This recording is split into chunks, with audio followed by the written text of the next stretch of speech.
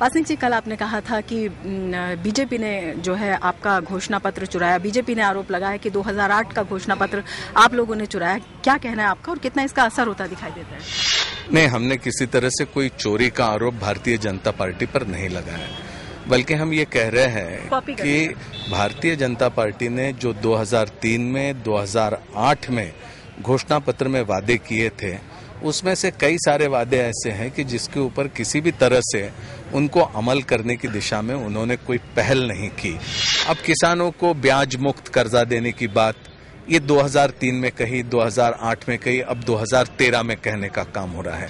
सड़क बनाने का, हर गांव तक सड़क पहुंचाने का वादा 2003, 2008 में किया, अब फिर 2013 में करने का काम हो रहा है। और इसीलिए भारतीय जनता पार्टी पूरी तरह से अपना विश्वास खो चुकी है। कौन सा ऐसा मुद्दा आप चाहते हैं, आप कहते हैं कि करिश्माई मुद्दा है और जिसके बल पर आप जो है बीजेपी से सत्ता खींच लाएंगे? यहाँ पर आम आदमी के जान माल को किसी भी तरह से सुरक्षा नहीं है।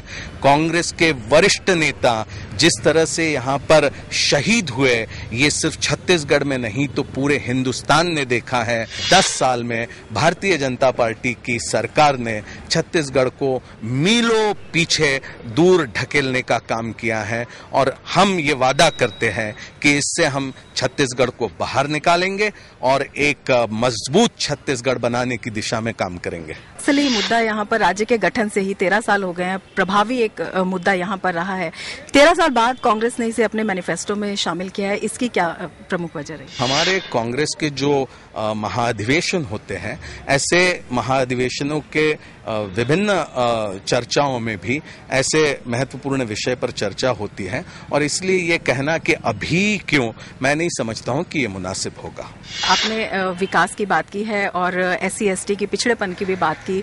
आपने कहा है कि 12% से बढ़ाकर 16% जो है कोटा कर दिया जाएगा ST/ST का, लेकिन तीसरे चुनाव में ही ये बात सामने क्यों आई? दलितों के प्रश्नों पर, आदिवासियों के प्रश्नों पर, अन्य पिछड़ा वर्ग होगा, अकलियतों के प्रश्नों पर, यहाँ का किसान, यहाँ का खेतीहर मजदूर, यहाँ की महिलाएं, ये तमाम वर्गों को आज हम समझते हैं कि जिस तरह से एक यहाँ पर जकड़ सा लिया है, उससे बाहर निकालने का प्रयास करना होगा।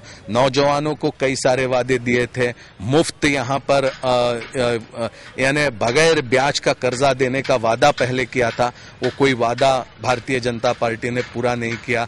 अब लैपटॉप और टैबलेट की बात कर रहे हैं, ये सारे खोखले वादे हैं। आपके पास क्या वादा है युवाओं के लिए? हमने शिक्षा का अधिकार ये एक कानूनी तौर पर पूरे हिंदुस्तान में देने का काम किया, ये ऐसा पहले नहीं हुआ था।